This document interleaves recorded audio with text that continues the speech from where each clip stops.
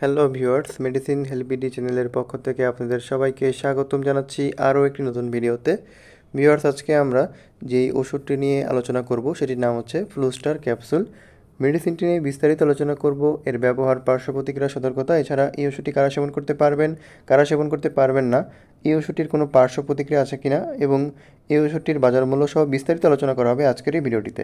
তবে তার আগে একটি কথা, আপনারা যারা আমার চ্যানেলে নতুন, যারা এখনও আমার চ্যানেলটিকে সাবস্ক্রাইব করেননি, দয়া করে আমার চ্যানেলটিকে এখনই সাবস্ক্রাইব করে আমাদের সাথেই থাকুন। তো ভিউয়ার্স, প্রথমেই মেডিসিনটি সম্পর্কে কিছুটা পরিচিত হয়ে নেওয়া যাক। মেডিসিনটির নাম হচ্ছে ফ্লুস্টার ক্যাপসুল। মেডিসিনটির জেনেরিক নাম হচ্ছে ফ্লুক্লোক্সাসিলিন সোডিয়াম। এটি 500 মিলিগ্রাম এবং 250 মিলিগ্রাম ক্যাপসুল আকারে বাজারে পাওয়া যায়, এমনকি সিরাপ আকারেও এটির বাজারে পাওয়া যায়। ভিউয়ার্স, এই ফ্লুস্টার ক্যাপসুলটি মূলত যে সকল ক্ষেত্রে চিকিৎসকরা নির্দেশনা দিয়ে থাকেন সেটি নিয়ে এখন আলোচনা করব। মূলত ফ্লুস্টার ক্যাপসুলটি একটি অ্যান্টিবায়োটিক ঔষধ। অ্যান্টিবায়োটিক ওষুধগুলো সাধারণত ব্যাকটেরিয়ার বিরোধী কাজ করে থাকে। যদি আমাদের শরীরে কখনো ব্যাকটেরিয়া দ্বারা কোনো সংক্রমণ হয়ে থাকে বা এই ধরনের কোনো ঝুঁকি থাকে, তখনই কেবল এই ধরনের ওষুধগুলো চিকিৎসকরা অ্যান্টিবায়োটিক হিসাবে দিয়ে থাকেন। ভিউয়ার্স, ফ্লুস্টার ক্যাপসুলটি সাধারণত যদি আমাদের শরীরে কোনো ধরনের কাটাছেঁড়া হয় বা কোনো ধরনের কাটাছেঁড়া জায়গায় যদি কোনোভাবে ব্যাকটেরিয়ার ইনফেকশন হওয়ার ঝুঁকি থাকে, বিশেষ করে আমাদের ত্বক ও কোমল কলার যদি কোনো সংক্রমণ হয়ে থাকে, যেমন অনেক সময় ফোড়া, অ্যাবেসস এবং সংক্রমিত বিভিন্ন ত্বক, যেমন ত্বকের যদি কখনো আলসার, একজিমা, ব্রণ এবং সেলুলাইটিস, এছাড়াও সংক্রমিত বিভিন্ন ক্ষতর ক্ষেত্রেও চিকিৎসকরা এই ওষুধটি দিয়ে থাকেন।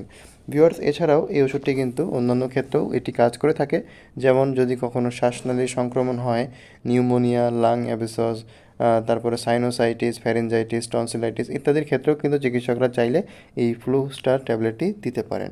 বিশেষ করে এই ওষুধটি অনেক সময় আরেকটি ক্ষেত্রে দেওয়া হয়, সেটি হচ্ছে যেমন অনেক সময় অপারেশনের সময় বা অপারেশনের পরে এই ওষুধটি চিকিৎসকরা কাটাছেঁড়ার ঘা যেন সহজে শুকিয়ে যায়, তখনও কিন্তু চিকিৎসকরা এই ফ্লুস্টার এই ওষুধটি দিয়ে থাকেন। মূলত ভিউয়ার্স, এই ওষুধটির মাত্রা সেবনবিধি নিয়ে আলোচনা করব। এই ওষুধটির মাত্রা সেবনবিধি হচ্ছে 250 মিলিগ্রাম দিনে 4 বার করে সেবন করতে হবে যারা প্রাপ্তবয়স্ক রয়েছে তাদের ক্ষেত্রে। এছাড়া তীব্র সংক্রমণের ক্ষেত্রে এই মাত্রা দ্বিগুণ করা যেতে পারে, তবে সেক্ষেত্রে অবশ্যই চিকিৎসকের পরামর্শ নিতে হবে। ভিউয়ার্স, বাচ্চা বা যারা বয়স 2 থেকে 10 বছর বয়স তাদের ক্ষেত্রে প্রাপ্তবয়স্কদের যেরকম মাত্রা তার থেকে অর্ধেক মাত্রায় এই ওষুধটি দিতে হবে। ভিউয়ার্স, এই ওষুধটি খাওয়ার ক্ষেত্রে অবশ্যই চিকিৎসকের পরামর্শ নিতে হবে। এই অনুযায়ী এটির মাত্রা নির্ধারণ করতে হবে বা চিকিৎসক সেই অনুযায়ী আপনাকে এটি খেতে বলবেন। কেননা এটি একটি অ্যান্টিবায়োটিক ওষুধ, অ্যান্টিবায়োটিক ওষুধের নির্দিষ্ট একটি মাত্রা এবং ডোজ রয়েছে, সেই অনুযায়ী এটি সেবন করতে হবে। ভিউয়ার্স, এই ওষুধটির কোনো পার্শ্ব প্রতিক্রিয়া আছে কিনা সেটি নিয়ে আলোচনা করব।